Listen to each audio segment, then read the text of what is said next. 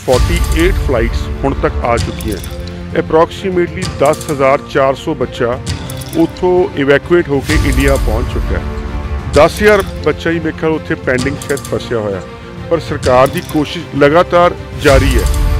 साडे Indian external department वालों request की गई सी रशिया नूं कि तुसीं 2 घंटे लिए सीज़ फायर करो ताकि असीं वो पीसफुली इवैकुएट करा पाएं, और उस गल ते इंप्लीमेंट भी होया। 2 घंटे मेरे ख्याल सवेरे 10 बजे सीज़ फायर करती सी ताकि बच्चे सारे वो आ पाएं।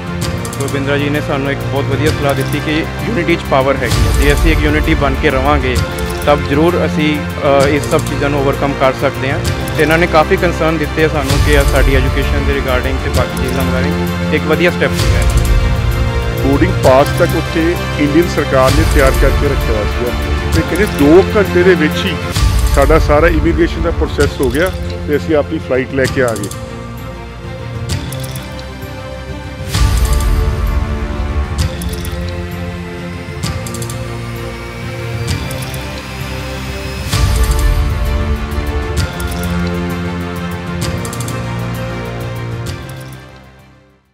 सत श्री अकाल जी, मैं प्रियंका लुधियाना लाइव देख रहे दर्शकों का स्वागत है। रूस और यूक्रेन के विचाले जिहड़ी कि अज भी लड़ाई जारी है, इस दे विच जेकर गल की जाए इंडियन गौरमेंट की तो उन्होंने वालों भी कोशिशां कीतियां जा रही ने कि उत्थे फसे आम नागरिकां ते विद्यार्थियों को जिहड़ा कि कढ़िया जाए।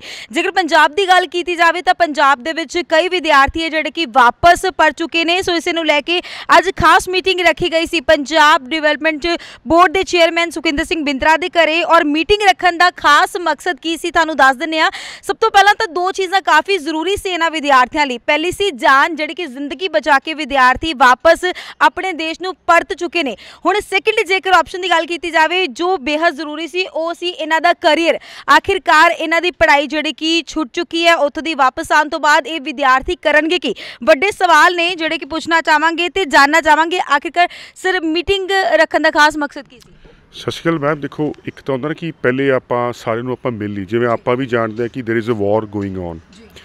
बड़े सारे आपां नूं चंगीआं गल्लां सुनने नूं मिलदियां, बड़ी सारी माड़ियां भी सुनने नूं मिलदियां, पर जब तक आपां किसी नूं आपां फेस टू फेस मिल नहीं लैंदे, आपां रूबरू नहीं हो पांदे। अज सारे स्टूडेंट्स नूं मैं मिलिया, कोई MBBS कर रहा है, कोई इंजीनियरिंग कर रहा है, कोई की कर रहा है, पर मैं जो इन्हां तो मैं व्यूज़ ले। पहली गल I wanted to thank the Indian government, जो पता लग्या कि 48 फ्लाइट्स हुण तक आ चुकी हैं।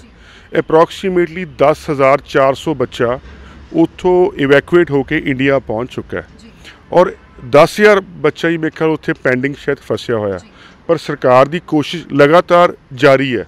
मैं मोदी साहब नूं जिहड़े अमित शाह जी होम मिनिस्टर जी साडे पंजाब के incharge Gurjinder Singh Shekhawat ji, I wanted to thank them सारे स्टूडेंट की तरफ तो कि चलो उपराले किए जा रहे हैं। जिवें कि असी भी 100 च 100 नहीं होंदे एक इंसान, उवें कोई सरकारां भी 100 च 100 नहीं होंदियां, पर वी सल्यूट देयर एफर्ट्स कि जिवें सारी मिनिस्ट्री सारे लगे हुए हैं।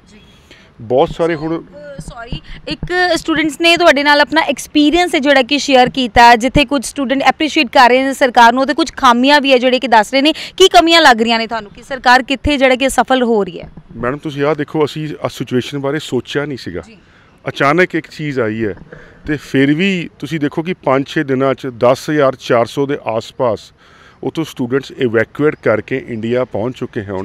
वो आपदे आप च एक बहुत वड्डी गल है, और अज की गल भी जे देखा जाइए साडे इंडियन एक्सटर्नल डिपार्टमेंट वालों रिक्वेस्ट की गई सी रशिया नूं कि तुसीं 2 घंटे लिए सीज़ फायर करो ताकि असीं वो पीसफुली इवैकुएट करा पाएं, और उस गल ते इंप्लीमेंट भी होया। 2 घंटे मेरे ख्याल सवेरे 10 बजे सीज़ फायर करती सी ताकि बच्चे सारे वो आ पाएं। देखो वो भी चल रहा पैटर्न।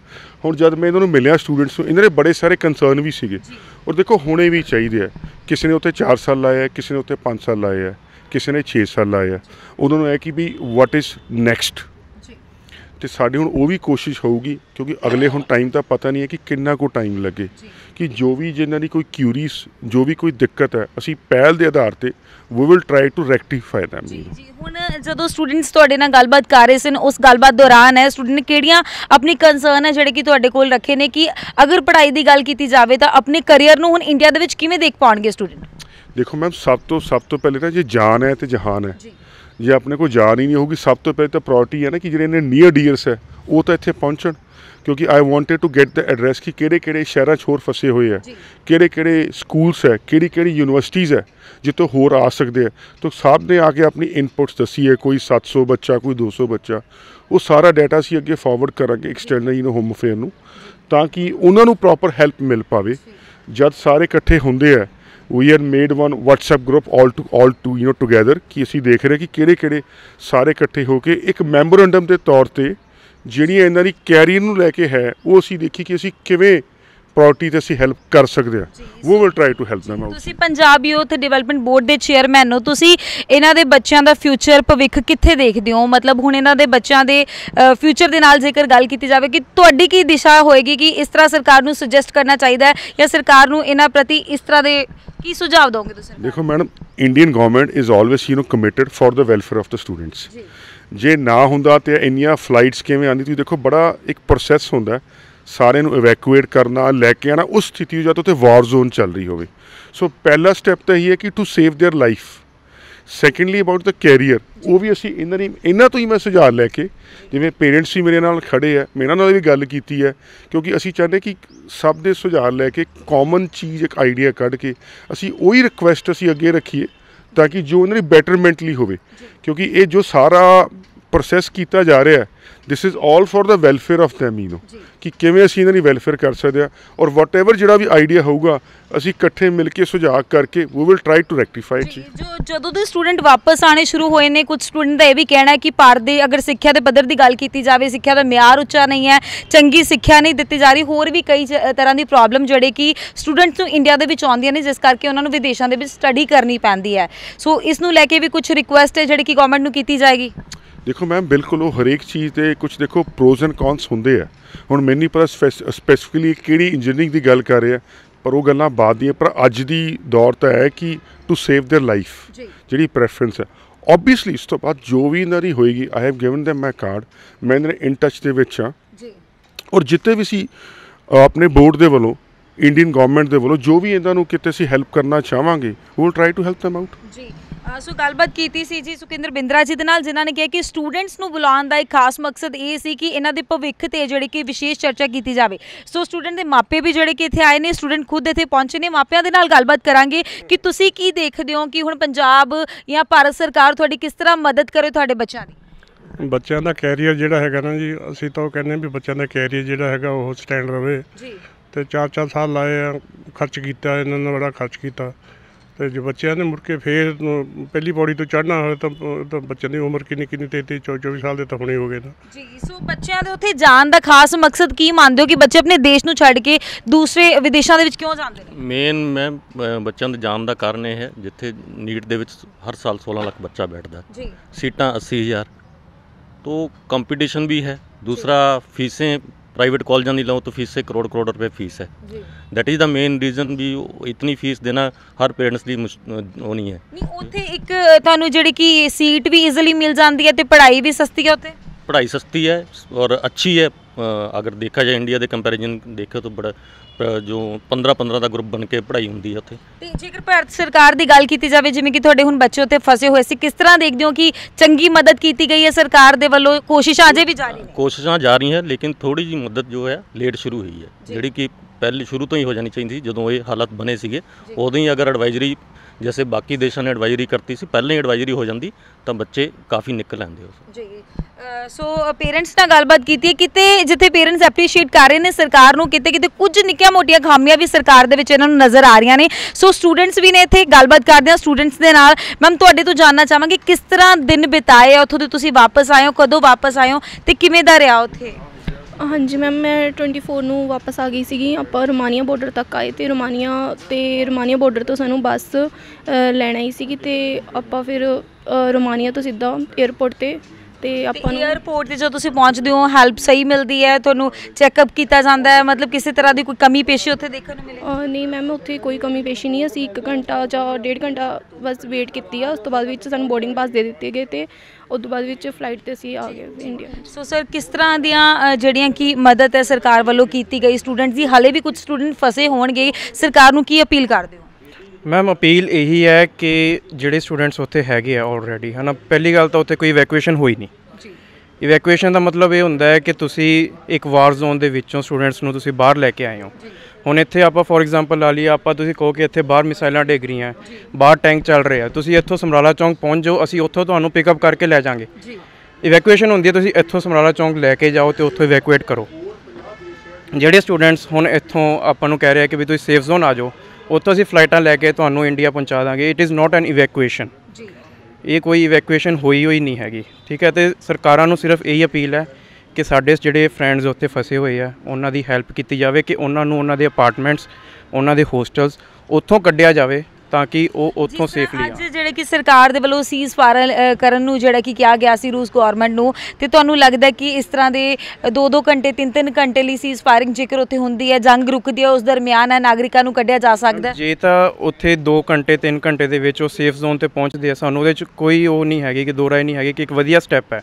ਬਟ ਜੇ ਉਹੀ ਹੈਲਪ ਉਹ 2 ਘੰਟੇ ਦੇ ਵਿੱਚ ਸਰਕਾਰ ਕਰੇ ਕਿ ਉਹਨਾਂ ਨੂੰ 2 ਘੰਟੇ ਦੇ ਵਿੱਚੋਂ ਉਹ ਚੱਕ ਕੇ ਆਪਣਾ ਉੱਥੇ ਲੈ ਕੇ ਜਾਣ ਸੇਫ ਜ਼ੋਨ ਦੇ ਵਿੱਚ, that will be a help. ਇਹ ਨਹੀਂ ਕਿ ਤੁਸੀਂ ਆਪੇ ਪਹੁੰਚ ਜਾਓ ਉੱਥੇ, ਆਪਣੇ ਕਨਵੈਂਸ 'ਤੇ ਪਹੁੰਚੋ। ਹੁਣ ਜਿਵੇਂ ਮੈਡਮ ਨੇ ਦੱਸਿਆ ਕਿ ਉਹਨਾਂ ਨੂੰ ਬੱਸਿਸ ਪ੍ਰੋਵਾਈਡ ਕੀਤੀਆਂ ਗਈਆਂ ਹੈਗੀਆਂ, ਇਹ ਬੱਸਿਸ ਗਵਰਨਮੈਂਟ ਵੱਲੋਂ ਨਹੀਂ ਬਲਕਿ ਏਜੰਟਸ ਵੱਲੋਂ ਪ੍ਰੋਵਾਈਡ ਕੀਤੀ ਗਈਆਂ। ਇਹੀ ਜੇ ਆਪਣੀ ਗਵਰਨਮੈਂਟ ਹੈਲਪ ਕਰੇ, ਆਪਣੀ ਗਵਰਨਮੈਂਟ ਉਹਨਾਂ ਨੂੰ ਬੱਸਿਸ ਜਾਂ ਆਪਣੇ ਟਰਾਂਸਪੋਰਟ ਹੈਲਪ ਕਰੇ ਤਾਂ ਜਿਹੜਾ ਕਿ ਸਲੂਕ ਕਿਵੇਂ ਦਾ ਕੀਤਾ ਜਾ ਰਿਹਾ, ਕੁਝ ਸਟੂਡੈਂਟਸ ਦਾ ਇਹ ਵੀ ਬਿਆਨ ਹੈ ਯੂਕਰੇਨੀਅਨ ਜਿਹੜੇ ਸੋਲਜਰਸ ਨੇ ਉਹਨਾਂ ਦੇ ਨਾਲ ਬਹੁਤ ਮਾੜਾ ਸਲੂਕ ਕਰ ਰਹੇ ਨੇ, ਰੇਸਿਜ਼ਮ ਚੱਲ ਰਿਹਾ ਉੱਥੇ, ਕੀ ਇਹ ਗੱਲਾਂ ਸੱਚ ਹੋਣ? ਮੈਮ ਦੇਖੋ, ਹਰ ਬਾਰਡਰ ਟੂ ਬਾਰਡਰ ਡਿਪੈਂਡ ਕਰਦਾ ਹੈ ਅਤੇ ਹਰ ਪਰਸਨ ਟੂ ਪਰਸਨ, ਹਰ ਸੋਲਜਰ ਟੂ ਸੋਲਜਰ ਡਿਪੈਂਡ ਕਰਦੀ ਹੈ ਇਹ ਚੀਜ਼। ਹੁਣ ਸਾਨੂੰ ਨਿਊਜ਼ ਦੇ ਵਿੱਚ ਸੁਣਨ ਆਇਆ ਕਿ ਪੋਲੈਂਡ ਬਾਰਡਰ ਜਾਂ ਫਿਰ ਹੋਰ ਬਾਰਡਰਸ ਦੇ ਵਿੱਚ ਬੱਚਿਆਂ ਨਾਲ ਬਸਲੂਕੀ ਕੀਤੀ ਗਈ ਹੈ, ਉਹਨਾਂ ਨਾਲ ਧੱਕਾ ਵੀ ਹੋਇਆ ਹੈਗਾ, ਮਾਰਕੁੱਟ ਵੀ ਹੋਈ ਹੈ, ਕੁੜੀਆਂ ਨਾਲ ਵੀ ਮਾਰਕੁੱਟ ਹੋਈ ਹੈਗੀ ਹੈ ਉੱਥੇ, ਅਤੇ ਇਹ ਚੀਜ਼ ਗਲਤ ਸੀਗੀ, ਉਹਨਾਂ ਨਾਲ ਹੋਇਆ ਗਲਤ। ਅਤੇ ਇਹ ਚੀਜ਼ ਹੁਣ ਡਿਪੈਂਡ ਕਰਦੀ ਹੈ, ਹੁਣ ਜਿਵੇਂ ਕਈਆਂ ਨੂੰ ਸੇਫ ਪੈਸੇਜ ਮਿਲਿਆ ਉੱਥੇ ਬਾਰਡਰ ਤੇ ਆ ਕੇ, ਕੋਈ ਉਹਨਾਂ ਨੂੰ ਪ੍ਰੋਬਲਮ ਨਹੀਂ ਹੋਈ ਹੈ, ਬਟ ਕਈ ਲੋਕਾਂ ਨੂੰ ਪ੍ਰੋਬਲਮ ਹੋਈਆਂ ਵੀ ਹੈਗੀਆਂ। ਸੋ ਅੱਜ ਜਿਹੜੀ ਕਿ ਖਾਸ ਮੀਟਿੰਗ ਰੱਖੀ ਗਈ ਸੀ ਬਿੰਦਰਾ ਜੀ ਦੇ ਆਫਿਸ ਦੇ ਵਿੱਚ, ਇਸ ਮੀਟਿੰਗ ਨੂੰ ਕਿਸ ਤਰ੍ਹਾਂ ਦੇਖਦੇ ਹੋ ਕਿ ਕਿਹੜੇ ਤੁਹਾਨੂੰ ਬੈਨੀਫਿਟਸ ਹੋ ਸਕਦੇ ਨੇ ਮੀਟਿੰਗ ਦੇ? ਮੈਮ ਦੇਖੋ, ਬਿੰਦਰਾ ਜੀ ਨੇ ਸਾਨੂੰ ਇੱਕ ਬਹੁਤ ਵਧੀਆ ਸਲਾਹ ਦਿੱਤੀ ਕਿ ਯੂਨਿਟੀ 'ਚ ਪਾਵਰ ਹੈਗੀ ਆ, ਜੇ ਅਸੀਂ ਇੱਕ ਯੂਨਿਟੀ ਬਣ ਕੇ ਰਵਾਂਗੇ ਤਬ ਜ਼ਰੂਰ ਅਸੀਂ ਇਸ ਸਭ ਚੀਜ਼ਾਂ ਨੂੰ ਓਵਰਕਮ ਕਰ ਸਕਦੇ ਹਾਂ। ਅਤੇ ਇਹਨਾਂ ਨੇ ਕਾਫੀ ਕੰਸਰਨ ਦਿੱਤੇ ਆ ਸਾਨੂੰ ਕਿ ਸਾਡੀ ਐਜੂਕੇਸ਼ਨ ਦੇ ਰਿਗਾਰਡਿੰਗ ਅਤੇ ਬਾਕੀ ਚੀਜ਼ਾਂ ਰਿਗਾਰਡਿੰਗ ਇੱਕ ਵਧੀਆ ਸਟੈਪ ਸੀਗਾ ਇਹਨਾਂ ਦੇ। ਸੋ ਸੁਖਿੰਦਰ ਬਿੰਦਰਾ ਜੀ ਦੇ ਆਫਿਸ ਦੇ ਵਿੱਚ ਸਟੂਡੈਂਟਸ ਨੂੰ ਬੁਲਾਇਆ ਗਿਆ ਸੀ, ਖਾਸ ਮੀਟਿੰਗ ਹੋਈ ਸੀ ਜਿੱਥੇ ਇੱਕ ਮੈਸੇਜ ਹੈ ਜਿਹੜਾ ਕਿ ਇਹਨਾਂ ਵੱਲੋਂ ਦਿੱਤਾ ਜਾ ਰਿਹਾ ਹੈ ਕਿ ਯੂਨਿਟੀ ਦੇ ਨਾਲ ਤੁਸੀਂ ਇਸ ਲੜਾਈ ਨੂੰ ਵੀ ਜਿੱਤ ਸਕਦੇ ਹੋ। ਇੱਥੇ ਜਿਹੜੇ ਆਮ ਨਾਗਰਿਕ ਫਸੇ ਹੋਏ ਨੇ, ਭਾਰਤੀ ਨਾਗਰਿਕ ਫਸੇ ਹੋਏ ਨੇ, ਉਹਨਾਂ ਨੂੰ ਬਾਹਰ ਕੱਢਣ ਦੇ ਵਿੱਚ ਤੁਸੀਂ ਇਹ ਵੀ ਕਹਿ ਰਹੇ ਸੀ ਸਟੂਡੈਂਟਸ ਨੂੰ ਕਿ ਇੱਕ ਚੰਗਾ ਮੈਸੇਜ ਹੈ ਜਿਹੜਾ ਕਿ ਉੱਥੇ ਤੱਕ ਪਹੁੰਚਾਉਣਾ ਚਾਹੀਦਾ, ਜਿਸ ਦੇ ਨਾਲ ਉਹਨਾਂ ਦਾ ਮਨੋਬਲ ਵੀ ਬਣਿਆ ਰਹੇ। ਦੇਖੋ ਮੈਡਮ, ਬਿਲਕੁਲ ਤੁਸੀਂ ਹੁਣ ਆਪ ਸਟੂਡੈਂਟਸ ਨਾਲ ਇੰਟਰੈਕਟ ਕਰਕੇ ਦੇਖਿਆ, ਮੈਂ ਵੀ ਉਹਨਾਂ ਨਾਲ ਇੰਟਰੈਕਟ ਕੀਤਾ ਸੀਗਾ। ਮੈਂ ਉਹਨਾਂ ਪੁੱਛਿਆ ਕਿ ਤੁਹਾਨੂੰ ਕੋਈ 에ਅਰਪੋਰਟ ਤੇ ਤਕਲੀਫ ਆਈ? ਉਹ ਕਹਿੰਦੇ ਕਿ ਤਕਲੀਫ ਤਾਂ ਦੂਰ ਦੀ ਗੱਲ ਹੈ, ਜਦ ਮੈਂ 에ਅਰਪੋਰਟ ਤੇ ਪਹੁੰਚੇ ਤਾਂ boarding pass was you ready. ਠੀਕ ਹੈ ਮੈਮ, ਪਲੀਜ਼ ਆਓ ਤੁਸੀਂ ਪਲੀਜ਼। ਸ਼ੀ ਸੈਡ ਕਿ ਬੋਰਡਿੰਗ ਪਾਸ ਤੱਕ ਉੱਥੇ ਇੰਡੀਅਨ ਸਰਕਾਰ ਨੇ ਤਿਆਰ ਕਰਕੇ ਰੱਖਿਆ ਹੋਇਆ ਸੀਗਾ, ਅਤੇ ਕਹਿੰਦੇ 2 ਘੰਟੇ ਦੇ ਵਿੱਚ ਹੀ ਸਾਡਾ ਸਾਰਾ ਇਮੀਗ੍ਰੇਸ਼ਨ ਦਾ ਪ੍ਰੋਸੈਸ ਹੋ ਗਿਆ ਅਤੇ ਅਸੀਂ ਆਪਣੀ ਫਲਾਈਟ ਲੈ ਕੇ ਆ ਗਏ। ਹੁਣ ਇਹੀ ਗੱਲ ਸੀ ਨਾ, ਜਦ ਤੱਕ ਆਪਾਂ ਕਹਿੰਦੇ ਰੂਬਰੂ, ਔਰ ਦੇਖੋ ਕੋਈ ਵੀ ਚੀਜ਼ ਮੈਂ ਪਹਿਲੇ ਵੀ ਕਿਹਾ 100 'ਚੋਂ 100 ਨਹੀਂ ਹੁੰਦੀ, ਰੁਕਾਵਟਾਂ ਦਿੱਕਤਾਂ ਆਉਂਦੀਆਂ, ਜਦ ਤੱਕ ਆਪਾਂ ਉਹਨਾਂ ਨੂੰ ਰਿਜ਼ੋਲਵ ਨਾ ਕਰੀਏ ਤਦ ਤੱਕ ਆਪਾਂ ਪੁਆਇੰਟ 'ਤੇ ਨਹੀਂ ਪਹੁੰਚ ਪਾਉਂਦੇ। ਪਰ ਗੱਲ ਇਹ ਹੁੰਦੀ ਕਿ ਕੋਸ਼ਿਸ਼, ਜਿਹੜਾ ਬੰਦਾ ਕੋਸ਼ਿਸ਼ ਕਰੇਗਾ ਉਹੀ ਇਨਸਾਨ ਪਰਫੈਕਟ ਬਣੇਗਾ ਨਾ ਜੀ। ਜਿਹੜਾ ਕੋਸ਼ਿਸ਼ ਹੀ ਨਹੀਂ ਕਰੇ ਕੁਛ ਕਰੇਗਾ ਨਹੀਂ। ਜੇ ਹੁਣ ਤੱਕ 50 ਫਲਾਈਟਸ ਆ ਚੁੱਕੀਆਂ, ਤੁਸੀਂ ਦੇਖੋ ਕਿ ਇੰਡੀਅਨ ਗਵਰਨਮੈਂਟ ਕਿੰਨੀ ਕੰਸਰਨ ਹੈ। ਸਾਡੇ ਮੋਦੀ ਸਾਹਿਬ ਜਿਹੜੇ ਸਾਡੇ ਪ੍ਰਾਈਮ ਮਿਨਿਸਟਰ ਹਨ, ਉਹ ਕਿੰਨਾ ਕੰਸਰਨ ਹੈ। ਜਿਹੜੀ ਇੰਡੀਅਨ ਸਰਕਾਰ ਦੇ ਸਾਰੇ ਮਿਨਿਸਟਰਸ ਉੱਥੇ ਗਏ ਹੋਏ, ਉਹ ਕਿੰਨੇ ਕੰਸਰਨਡ ਹੈ। ਬਾਰ-ਬਾਰ ਉੱਥੇ ਗੱਲ ਚੱਲ ਰਹੀ ਹੈ, ਯੂਕਰੇਨ ਨਾਲ ਗੱਲ ਚੱਲ ਰਹੀ ਹੈ, ਰਸ਼ੀਆ ਨਾਲ ਗੱਲ ਚੱਲ ਰਹੀ। ਅੱਜ ਸੀਜ਼ ਫਾਇਰ ਵੀ ਕੀਤਾ ਗਿਆ ਕੁਛ ਘੰਟਿਆਂ ਦੇ ਲਈ, ਤਾਂ ਕਿ ਉਹ ਇਵੈਕੂਏਸ਼ਨ ਪੀਸ 'ਤੇ ਹੋ ਪਾਵੇ, ਉਹ ਵੀ ਦੇਖੋ ਹੋਈ ਹੈ। ਸੋ ਹੁਣ ਸਾਡੇ ਸਾਰੇ ਦੀ ਕੋਸ਼ਿਸ਼ ਇਹੀ ਹੈ ਕਿ ਪਹਿਲੇ ਉਹ ਜਾਨਾਂ ਬਚਾਈਆਂ ਜਾਣ ਤਾਂ ਕਿ ਸਾਰੇ ਉੱਥੋਂ ਸੇਫਲੀ ਇਵੈਕੂਏਟ ਹੋ ਕੇ ਇੱਥੇ ਆ ਜਾਣ, ਔਰ ਉਸ ਤੋਂ ਬਾਅਦ ਜਿਹੜੀ ਵੀ ਸਟੂਡੈਂਟਸ ਦੀ ਕਿਊਰੀ ਹੈ ਉਹ ਅਸੀਂ ਪਹਿਲ ਦੇ ਆਧਾਰ 'ਤੇ will try to resolve the doubts. So students ਦੀ ਜਿਹੜੀਆਂ ਕੁਇਰੀਜ਼ ਨੇ ਕਹਿੰਦੇ ਕਿ ਪਹਿਲ ਦੇ ਆਧਾਰ 'ਤੇ ਹੈ ਜਿਹੜੇ ਕਿ ਸੋਲਵ ਕਰਨ ਦੀ ਕੋਸ਼ਿਸ਼ ਕੀਤੀ ਜਾਏਗੀ, ਭਾਰਤ ਸਰਕਾਰ ਦੇ ਨਾਲ ਵੀ ਗੱਲਬਾਤ ਕੀਤੀ ਜਾਏਗੀ। ਅਤੇ ਤੁਹਾਨੂੰ ਦੱਸ ਦਈਏ ਕਿ ਇੱਕ ਖਾਸ ਮੀਟਿੰਗ ਜੋ ਕਿ ਮੇਰੇ ਪਿੱਛੇ ਤੁਸੀਂ ਦੇਖ ਰਹੇ ਹੋ, ਯੂਕਰੇਨ ਤੋਂ ਆਏ ਹੋਏ ਉਹਨਾਂ ਵਿਦਿਆਰਥੀਆਂ ਦੇ ਨਾਲ ਹੋ ਰਹੀ ਹੈ ਜਿਹੜੇ ਕਿ ਉਸ ਜੰਗ ਦੇ ਵਿੱਚੋਂ ਵਾਪਸ ਪਰਤੇ ਨੇ ਪੰਜਾਬ ਦੇ ਵਿੱਚ। ਮੀਟਿੰਗ ਕਰਨ ਦਾ ਖਾਸ ਮਕਸਦ ਇਹ ਸੀ ਕਿ ਇਹਨਾਂ ਦੀ ਭਵਿੱਖ ਤੇ ਜਿਹੜੀ ਕਿ ਚਰਚਾ ਕੀਤੀ ਜਾਵੇ। ਕੋਈ ਵਿਦਿਆਰਥੀ 3 ਸਾਲ ਦੀ ਡਿਗਰੀ ਛੱਡ ਕੇ ਵਾਪਸ ਆਇਆ, ਕੋਈ 6 ਸਾਲ ਦੀ ਡਿਗਰੀ ਛੱਡ ਕੇ ਵਾਪਸ ਆਇਆ, ਤੇ ਇਸ ਤੋਂ ਬਾਅਦ ਇਹਨਾਂ ਵਿਦਿਆਰਥੀਆਂ ਨੂੰ ਇਹ ਨਹੀਂ ਪਤਾ ਕਿ ਅੱਗੇ ਅਸੀਂ ਹੁਣ ਕਰਨਾ ਕੀ ਹੈ। ਸੋ ਉਸ ਤੋਂ ਲੈ ਕੇ ਇੱਕ ਵਿਸ਼ੇਸ਼ ਚਰਚਾ ਅੱਜ ਜਿਹੜੀ ਕਿ ਪੰਜਾਬ ਡਿਵੈਲਪਮੈਂਟ ਬੋਰਡ ਦੇ ਚੇਅਰਮੈਨ ਦੇ ਆਫਿਸ ਵਿਖੇ ਰੱਖੀ ਗਈ ਸੀ।